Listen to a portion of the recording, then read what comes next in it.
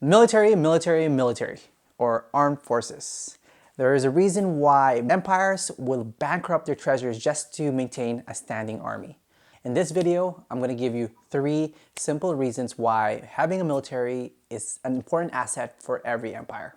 Hi, my name is Jarvin, and on this channel, we'll be talking about content related to empires and everything related to it. Let me break it down in 3 layers. The first layer is what I would call the offense layer. Ancient and modern day empires are kind of like modern day corporations. The goal is to pretty much grow and expand than where you currently are. If you're not growing, then you're at status quo. And in empire speak, that is a sign that eventually your empire is slowly fading away. Expansion requires occupying lands other than your own. When the population increases, the land and resources decreases as well. You see, empires are kind of like small, living, breathing organisms. An empire has to occupy lands to gather resources and food to support a growing population. There is no issue when the neighboring lands are empty. You simply put a flag on it and just claim it. The lands that are valuable are often inhabited and would have a standing military on their own. This is where having a military comes into place. See, when the Mongol Empire first started, taking over surrounding territories were not so difficult. Now, it's not to say that they weren't difficult, but they weren't difficult to take over in comparison when the Mongols started encroaching to the southern territories, which was the Chinese Empire, as well as when they started going over, heading west, and when they would meet the Persian empires. A growing empire will eventually clash with other cities, nations, with existing armies. This requires having a strong military on your own. Having a strong military can take the forms of having the strongest men, having the most numbers, or having the best military technology. Whether it's having just one or having all of them combined, this will all increases your chances of taking over other lands by crushing their military. History has shown us that conflict resolution between competing nations will eventually lead into a form of violence one way or the other. In the end, it's all about finding ways to efficiently use your army to beat the other army. It's like a game of chess. When it comes to empire building, having an organized and strong group of armed men and women to fight battles for you is simply part of the game. The second layer is what I would call the defense layer, or how I like to call it, defending the motherland. You see, when an army or a military is not at war or not busy taking over other lands, it does not mean that the military goes away. An empire should always be prepared for military attacks against its own army or its whole empire in general. Instead of being used strictly as an offensive force, the military now is delegated to more defensive presence instead. Most empires cover a vast amount of territory consisting of huge and long borders around it. Majority of these borders are often unregulated. Regulated or not, these are all entry points for any foreign military attack. When you look at the Roman Empire and how they defended their own borders, the Romans would place forts or some sort of military encampment on strategic locations all across its empire. Take, for example, Roman Britain. There were over 400 such forts. These forts can be simply small outposts or small garrisons. The purpose of this military post is to ensure some sort of security to protect the empire from other foreign threats. As a Roman citizen, it's always comforting to know that there are additional barriers of security protecting you, especially if you are the Roman emperor. So for this example, think of the military as an additional safeguard. You can really call them professional guards in a sense. It is often better to have some than not having one at all. And the last layer that I want to share is what I would call maintenance or maintaining stability. The military's role here is not quite offense and it's not quite defense either. Think of the military as a police.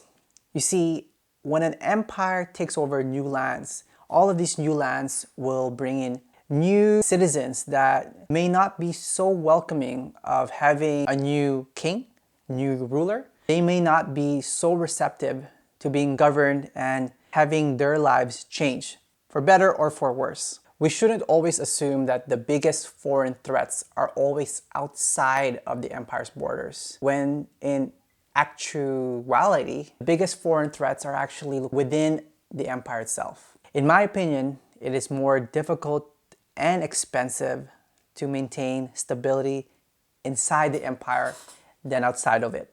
Comment below if you disagree.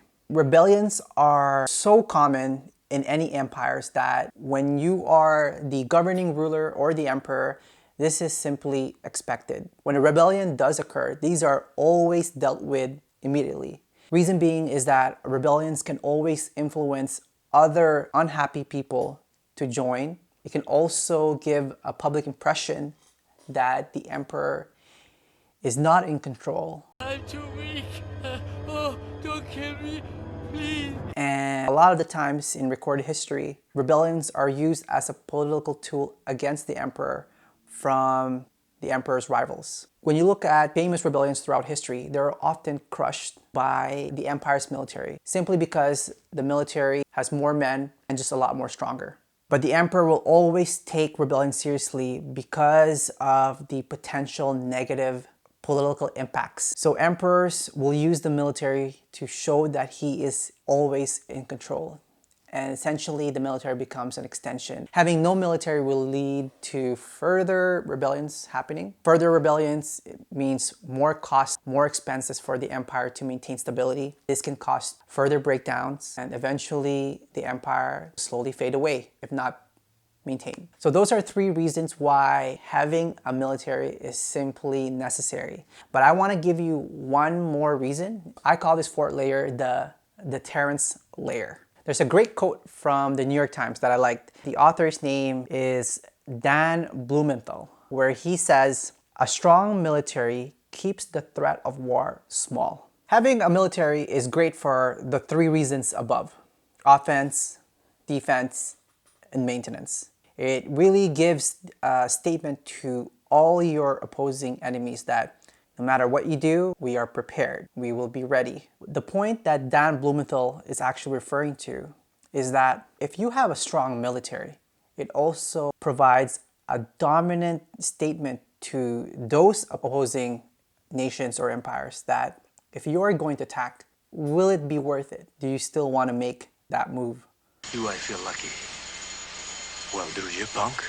Now, don't get me wrong. Having a strong, superior military will not guarantee that you will never ever be attacked from any other opposing forces. But what it does do is ensure that all those nations that you've invaded or taken over, to maintain or respect those treaties that you had, it can dissuade other empires or nations to plan any attacks of their own against you, or simply just sway them into not making any action at all. And that is what Dan is trying to convey: a successful outcome with no actions required. You see, when you have an empire, there will always be a group of people always orchestrating some sort of attack and are simply waiting for that one opportune moment.